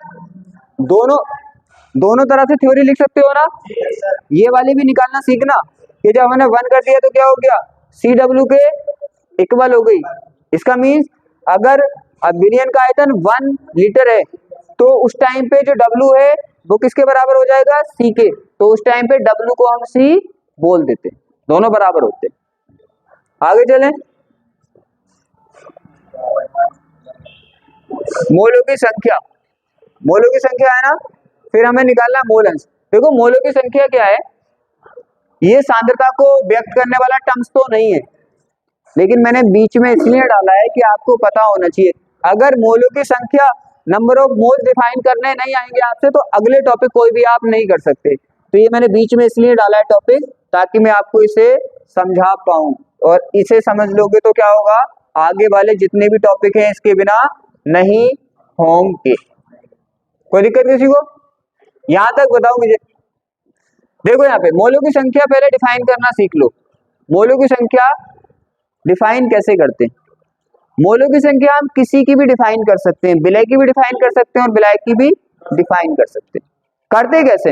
एक चीज ध्यान रखना, विलेय की क्वांटिटी क्या है, विलेय की क्वांटिटी कम है और विलायक की क्वांटिटी ज्यादा है। तो इसका मीन्स क्या होगा, विलेय के लिए जितने भी वर्डों का यूज करोगे वो बड़े का करोगे, कैपिटल का। याद करने के लिए बता दिया, क्वांटिटी कम तो नंबर जो वर्ड होगा वो छोटा। छोटा ऐसा नहीं कि छोटा बना दिया, स्मॉल लेटर कैपिटल लेटर दो होते हैं ना। क्वांटिटी छोटी तो ABCD का यूज छोटी वाली का, मीन्स स्मॉल वाली का, स्मॉल लेटर वाली का। अगर क्वांटिटी क्या ज्यादा तो कैपिटल बड़ी वाली ABCD का यूज। कोई दिक्कत? जैसे मान लो वेट के लिए हम किसका यूज करते हैं, W का, W का करते हैं ना। देखो वेट के लिए भाई यूज करते हैं हम W का, समझो यहाँ पे देखो वेट के लिए किसका यूज करते हैं हम, W का करते हैं ना। लेकिन जब हम क्या करेंगे, जब इसे विलेय के लिए करेंगे तो विलेय की मात्रा कम तो स्मॉल ABCD का यूज करना है, तो क्या लेंगे हम, स्मॉल W। और जब हम क्या करेंगे यहाँ पे, जब हम विलायक के लिए करेंगे तो विलायक की क्वांटिटी क्या होती है, ज्यादा होती है, मात्रा ज्यादा, तो बड़े W का, कैपिटल लेटर का। इसका मीन्स सीधी सी बात समझ आ गई होगी, विलेय के लिए स्मॉल लेटर का यूज करेंगे और विलायक के लिए कैपिटल लेटर का यूज करेंगे। अब देखो सिंपल सा बड़ा मेथड है, मोलों की संख्या निकालना कोई ज्यादा बड़ी बात नहीं है। किसी के भी मोलों की संख्या निकालो आप, विलेय के निकालो या विलायक के निकालो। ऊपर तो लिख दो उसका वेट, क्या लिख दो ऊपर उसका, वेट, और नीचे लिख दो मॉलिक्यूलर वेट।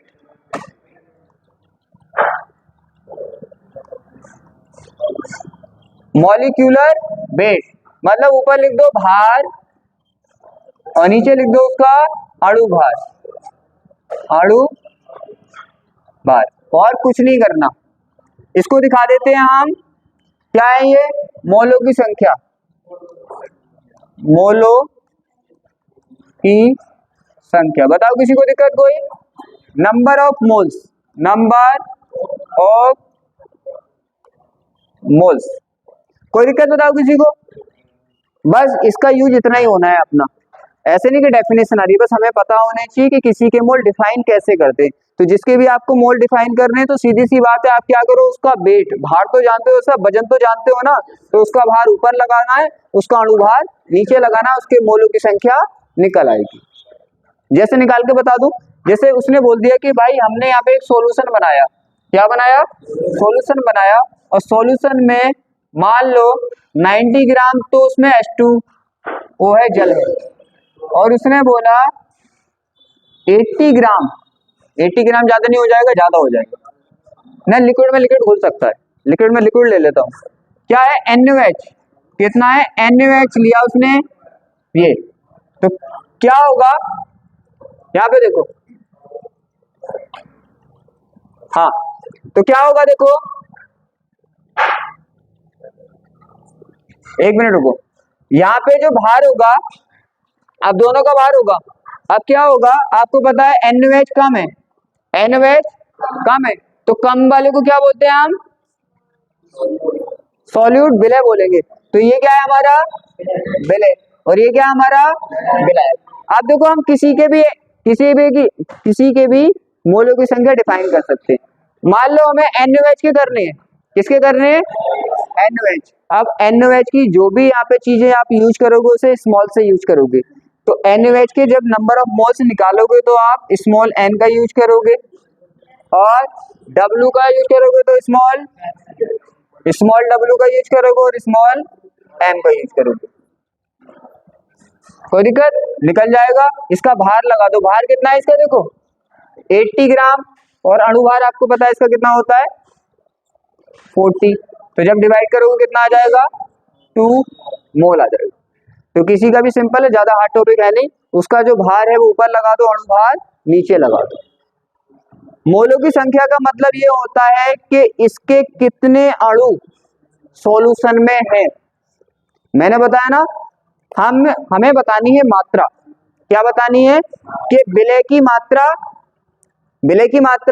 बिलियन में कितनी है, तो मात्रा एक तो हमने ग्राम में बता दी कि कितने ग्राम विलय कितने लीटर में या कितने ग्राम में घुला है, हम एक मोल में भी बताते हैं, मोल का मीन्स तो समझ में आ गया, मोल का मीन्स होता है किसी के कितने अणु हैं, जैसे मान लो यहाँ पे इसके मोलों की संख्या कितनी आई है 2 आई है, 2 आई है, तो इसका मीन्स ये है कि इस बिलियन के अंदर जो हमारा विलय NaOH है उसके 2 अणु घुले हैं, कितने अणु घुले हैं इसके 2 अणु, तो बात समझ आ गई कि मोलों की संख्या बताती है कि उसके कितने अणु घुले हैं। तो देखो या तो आप उसका जो सीधी सी बात है, सांद्रता हम बता रहे हैं, तो सांद्रता का मीन्स हम ये बता रहे हैं कि कितने सॉल्यूशन में कितना विलय है, तो एक तो हम ये बता सकते हैं कि सॉल्यूशन में कितने ग्राम विलय है, तो हम ये भी तो बता सकते हैं कि सॉल्यूशन में कितने अणु उसके घुले हैं, बता तो दोनों क्वांटिटी रहे, जैसे हमने यहाँ पे बता दिया कि भाई यहाँ पे सॉल्यूशन में कितने 2 अणु NaOH घुला हुआ है, मैं बोल रहा था कंसंट्रेशन टर्म्स जो होंगे वो अलग अलग होंगे, मतलब मात्रा बताने के तरीके अलग अलग होंगे। पहले तो हमने ग्राम में बता दिया कितना घुला है, आप किस में बता दिया, हमने बता दिया मोल में, मोल में मीन्स कितने अणु घुले, क्लियर है। आप देखो यहाँ पे निकालना है किसी का मोल अंश, मोल फ्रैक्शन निकालना है, ये तो बात समझ आ गई, बताना मुझे मोलों की संख्या का मीन्स क्या है,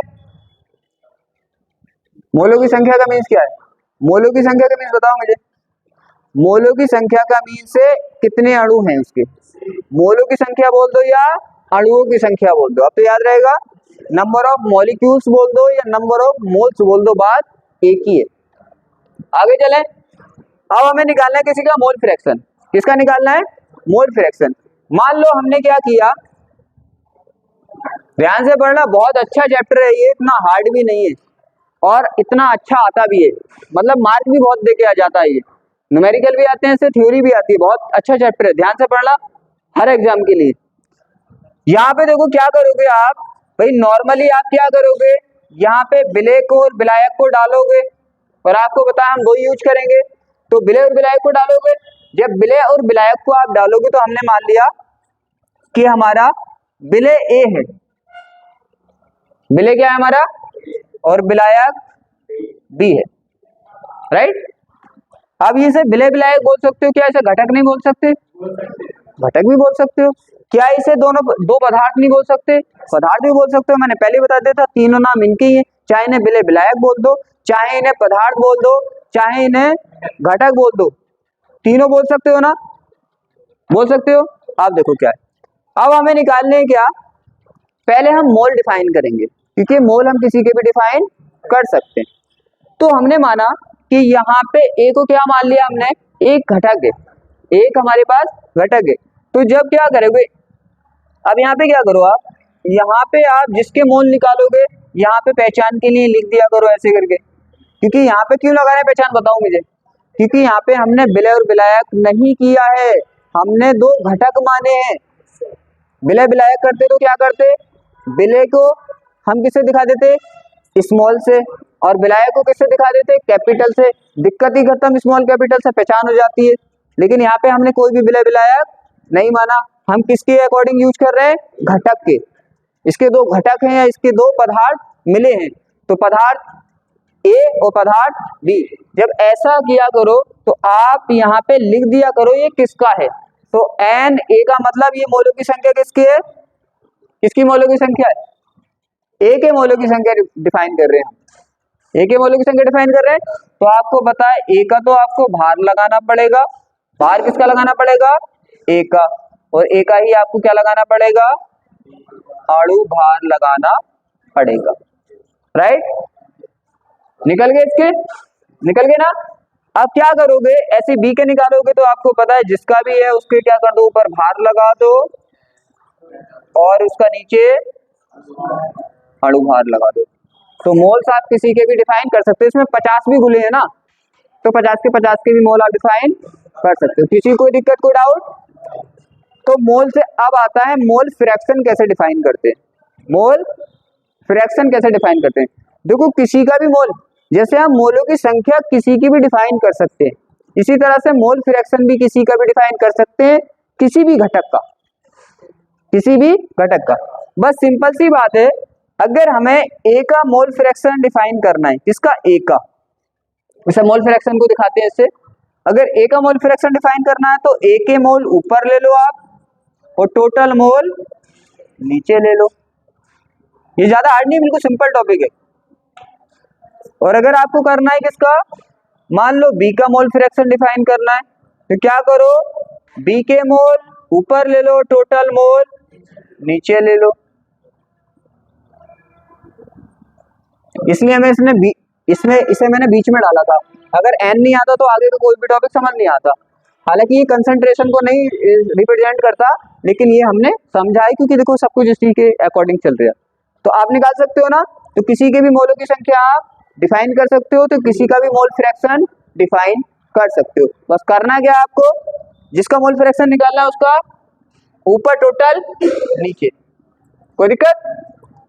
अब आपने क्या देखा, मोल फ्रैक्शन है क्या, मोल फ्रैक्शन है क्या, जिस घटक का आप मोल फ्रैक्शन निकाल रहे हो उसके मोल तो आप ऊपर ले रहे हो और टोटल मोल नीचे ले रहे हो, इनको एक रेशियो बना रहे हो, इसी को क्या बोल रहे हो आप, मोल फ्रैक्शन। देखो ऐसी तो बनाया, मोल फ्रैक्शन कैसे बनाया हमने, जिस घटक का मोल फ्रैक्शन निकालना है उसके मोल नीचे और टोटल मोल नहीं सॉरी जिसके हम मोल फ्रैक्शन निकालना है उसके मोल ऊपर, टोटल मोल नीचे, दोनों का रेशियो तो बना रहे हो, उसी को क्या बोल रहे हो आप, मोल फ्रैक्शन। तो हम क्या बोल सकते हैं, क्या हम नहीं बोल सकते, विलय या विलायक बोल दो, विलय या विलायक बोल दो, या किसी घटक बोल दो, किसी भी घटक का क्या बोल सकते हो, विलय विलायक भी बोल सकते हो ना, और किसी भी घटक का ऐसे भी लिख सकते हो। देखो विलय या विलायक के मोलों की संख्या, भाई एक बात सोचो, जब विलय का मोल अंश निकालोगे तो विलय के ऊपर लोगे, टोटल नीचे लोगे, जब विलायक के निकालोगे तो विलायक के ऊपर लोगे, टोटल मोल नीचे लोगे। उसने यही तो बोला है कि भाई विलय के निकालोगे तो विलय, या विलायक का निकालोगे तो विलायक के मोल तो ऊपर लोगे, तथा विलयन के कुल मोलों की संख्या नीचे लोगे, दोनों को किस में लगा दोगे, रेशियो में लगा दोगे, उसी को मोल अंश कहते हैं। समझ आ गया ना। देखो क्या है, मोल लिए, जिस घटक का भी मोल अंश निकाल लें और टोटल मोल लिए और रेशियो में लगा दिए, उसको क्या बोलते हैं हमने, मोल अंश। ये लिखा है देखो क्या, the ratio of the number of the ratio of the number of parts of solute और solvent to the total number of the parts of the solution is called mole fraction. कोई दिक्कत किसी को, तो सीधी सी बात है, सिंपल सा, ज्यादा हार्ड टॉपिक, ज्यादा हार्ड नहीं है, सिंपल सा टॉपिक है। यहां तक किसी को दिक्कत, नहीं ना, तो चाहे तो आप ये लिख दो विलय विलायक, या लिख दो यहाँ पे देखो एक चीज और बताता हूँ मैं, अगर विलय विलायक लोगे तो क्या लिखोगे, विलय विलायक लोगे। अब विलय विलायक नहीं ले रहे तो क्या लिख दोगे, विलयन के किसी एक घटक, विलयन के किसी घटक, कोई भी घटक ले लो आप, किसी घटक। बात समझ आ रही है, कोई भी घटक ले सकते हैं ना, ए भी ले सकते हैं, बी भी ले सकते हैं। पॉइंट क्लियर है। आप ऐसे चाहो ऐसे लिख लो, ऐसे चाहो ऐसे, ऐसे लिख दो विलयन के किसी घटक के क्या, के मोलों की संख्या, के मोलों की संख्या तथा विलयन के कुल मोलों की संख्या के अनुपात को मोलन से, चाहे ऐसे चाहो ऐसे। समझ आ गया होगा शायद, आगे चलें। अब बस 5 मिनट की क्लास और है, 5 से 10 मिनट लेगी और आज की क्लास समाप्त हो जाएगी। अब हमें पढ़ना है मोलरता। अब मोलरता क्या होती है, पीछे क्या बताया हमने, पीछे भी क्या बता रहे थे, मोलंस। मोलंस में भी हम यही बता रहे थे कि टोटल मोल में विलय के मोल कितने हैं। मोलंस में कैसे देखो हमें पता है, जितने भी हम टर्म्स पढ़ रहे हैं वो सब सांद्रता बता रहे हैं, तो किसकी सांद्रता बता रहे हैं, विलय की। सबसे पहले जो पढ़ा हमने, हमने बताया कि कितने ग्राम कितने लीटर में घुला है, ऐसे ही बताया ना। फिर मोल फ्रैक्शन में क्या बता रहे हैं, मोल फ्रैक्शन में बता रहे हैं भाई मोलों में, कि टोटल मोलों में विलय के कितने मोल हैं या विलायक के कितने मोल हैं, क्योंकि मोस्टली हम विलय का यूज करते। अब आता है मोलरता। अब आपको पता है, देखो मोलरता सेम चीज है, सेम बिल्कुल सेम है। अब किसमें बताना स्टार्ट कर दिया हमने, अब मोलों की नहीं, विलय की मात्रा को किसमें बताना स्टार्ट कर दिया हमने, मोलों की संख्या में। पहले बता रहे थे ग्राम में, अब हम ये बता रहे हैं कि भाई कितने मोल कितने लीटर में है। अब देखो क्या करोगे, सीधी सी बात है, आप यहां पर कोई क्या लोगे, विलायक लोगे, क्या लोगे, सॉल्वेंट लोगे, उसमें कोई विलय डालोगे, ये बात समझ आती है। इसको घोलोगे, इसको क्या करोगे, घोलोगे, घोल दिया, आपको पता है विलयन रेडी हो जाएगा, तो विलयन का कुछ वॉल्यूम भी होगा, कुछ तो वॉल्यूम होगा। आपने 2 लीटर बनाया, 3 लीटर शरबत तो सब जानते हैं, कितने लीटर बनाया, वॉल्यूम भी होगा। उसके बाद जब आपने डाला होगा तो इसकी मात्रा भी होगी, मात्रा होगी ना, मात्रा का यूज करके आपने इसके मोलों की संख्या भी निकाली होगी, विलय के निकाली होगी ना, क्योंकि आपको पता है विलय और विलायक घुला है, तो सीधी सी बात है उनका वजन भी तो होगा, विलय में भी कुछ वजन होगा, विलायक में भी कुछ वजन होगा, तो उनका क्या होगा, भार भी होगा, और भार की हेल्प लेके आपने विलय के भी मोल निकाल दिए होंगे और विलायक के भी मोल निकाल दिए होंगे, दोनों के मोलों के नंबर भी निकाल दिया होगा। तो इसमें क्या होगा, देखो भार होगा इसका विलय का, विलय के मोलों की संख्या भी होगी, विलयन का आयतन भी होगा जब आप सॉल्यूशन बनाओगे। हालांकि यहाँ पे जरूरत नहीं है, पता तो आपको ये है कि विलायक के मोलों की संख्या भी होगी, विलायक का भार भी होगा, लेकिन यहाँ पे बस इतने की जरूरत है, पता तो है आपको। आप देखो क्या करेंगे, हमने क्या किया, विलय के मोलों की संख्या को लिया और विलयन के आयतन को लिया और हमने रेशियो में लगा दिया। क्या किया, विलय के मोलों की संख्या को लिया और विलयन के आयतन को लिया, दोनों को रेशियो में लगा दिया। अब क्या है, ये मोलरता बन गई, क्या बन गई, मोलरता। तो क्या है मोलरता, N/V का रेशियो ही तो मोलरता है, मतलब विलय के मोलों की संख्या और विलयन का आयतन का जो अनुपात है वही तो क्या है, मोलरता है। कोई दिक्कत किसी को, जो यहाँ पे दिख रहा है वही तो हम लिख रहे हैं, तुम्हें दिख रहा है ना मोलरता कैसे बनी है, N को V को हमने रेशियो में लगा दिया, क्या बन गई, मोलरता बन गई। तो हमने जैसे मान लो आप कोई चीज बना रहे हो तो आप बता दोगे ना कि हमने इसको इसको ऐसे करके कॉम्बिनेशन किया है इसका, तब ये बनाए। जैसे आप मान लो कोई फोन बना रहे हो तो बताओगे ना कि हमने इन पार्टों को इस तरह से कॉम्बिनेशन में बिठाया है, हमने ये फोन बनाया। तो ऐसे यहाँ पे क्या बनाया, मोलरता बनाई थी हमने। क्या किया था, N को V को रेशियो के कॉम्बिनेशन में लगाया और क्या बन गई, जैसे जनरल लाइफ में आप चीजों को बनाते हो ऐसे यहाँ पे बनते हैं फॉर्मूले और चीजें यहाँ पे जितनी भी बनती है। तो हमने क्या क्या दिखा आपको, आपको दिखा भाई विलय के मोलों की संख्या N तथा विलयन के आयतन के अनुपात को मोलरता कहते हैं। हम यही तो बता रहे हैं कि मोलरता क्या है, विलयन विलय के मोलों की संख्या और विलयन का आयतन का रेशियो ही क्या है, मोलरता है। दूसरी ट्रिक क्या बताई थी मैंने आपसे, मैंने बताई थी भाई अगर आपने V को 1 कर दिया, V को कितना कर दिया 1 लीटर कर दिया, इसका मतलब यहाँ पे विलयन का आयतन कितना कर दिया, कितने लीटर विलयन बनाया आपने 1 लीटर। जब 1 करोगे तो यहाँ पे क्या होगा आपको पता है 1 आ जाएगा और m किसके बराबर हो जाएगा n के। इसका मतलब क्लियर हो गया, अगर विलयन का आयतन 1 लीटर है, विलयन का आयतन 1 लीटर है तो मोलरता किसके बराबर हो जाएगी n के विलय के मोलों की संख्या के। इसका मीन्स ये हुआ कि अगर आपने 1 लीटर विलयन बनाया तो जितने उसमें विलय के मोल होंगे इतनी ही मोलरता होगी।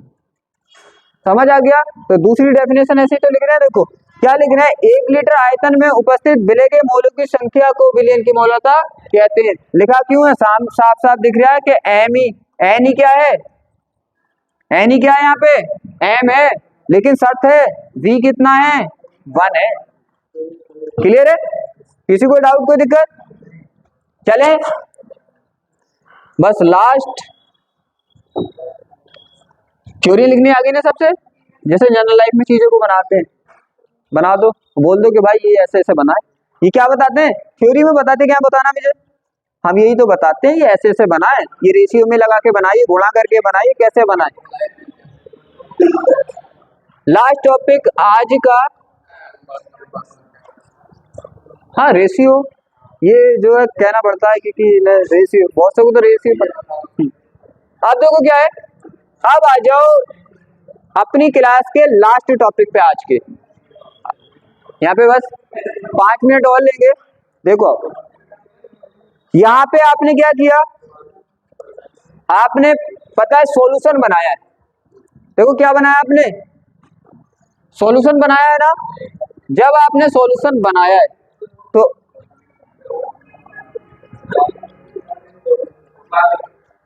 सॉल्यूशन बनाया ना यहाँ पे, तो सॉल्यूशन बनाया तो आपको पता है क्या होगा इसमें, आपको पता है विलय का भी भार होगा, विलायक का भी भार होगा, विलय के भी मोल होंगे, विलायक के भी मोल होंगे, विलयन का आयतन भी होगा, जिसकी जरूरत पड़ेगी हम उसे उठा के लगा देंगे।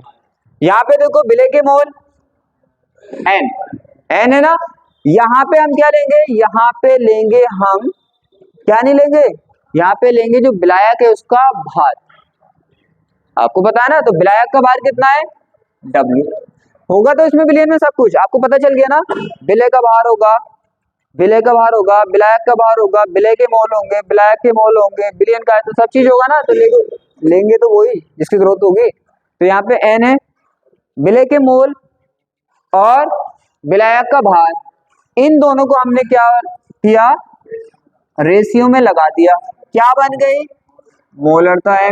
बताओ मुझे क्या दिक्कत है इसमें, बन गई ना मोलरता, कितना इजी है, हम बता देंगे अब मोलरता क्या है, हमें बताया भाई n और W का रेशियो ही मोलरता है, मोलरता नहीं मोलरता। तो हमने लिख दिया साफ साफ, क्या लिखा देखो, लिखा हुआ है विलय के मोलों की संख्या तथा विलायक के भार के अनुपात को मोलरता कहते हैं। Means the ratio of the number of moles of solute to weight of solvent is called molality. दूसरे तरीके अब आप खुद समझ जाएंगे, क्या कर दोगे आप, W की जगह कितना कर दोगे, W की जगह कितना कर दोगे 1 kg, 1 kg कर दोगे, जब 1 kg करोगे तो यहाँ पे 1 आ जाएगा, तो m किसके बराबर हो जाएगा n के। तो आपको पता है अगर विलयन का आयतन आपने 1 लीटर ले लिया तो उस टाइम पे जितने उसमें विलय के मोल होंगे इतनी ही मोलरता होगी, साफ साफ दिख रहा है। तो हमने यही लिखा है देखो, 1 किलोग्राम विलायक में उपस्थित विलय के मोलों की संख्या को विलयन की मोलरता। तो ऐसा नहीं थ्योरी हम याद कर रहे हैं, हम तो यहाँ पे प्रैक्टिकली कर रहे हैं, ये याद नहीं कर सकते तुम, लेकिन इसको याद करके 1 मिनट में बता दोगे। अब हमारा आज की क्लास कंप्लीट हो गई और शायद आपकी समझ में आ गया होगा, हाँ टोटल हो गया, हाँ। तो क्या आज की क्लास को हम यहीं पे एंड करते हैं।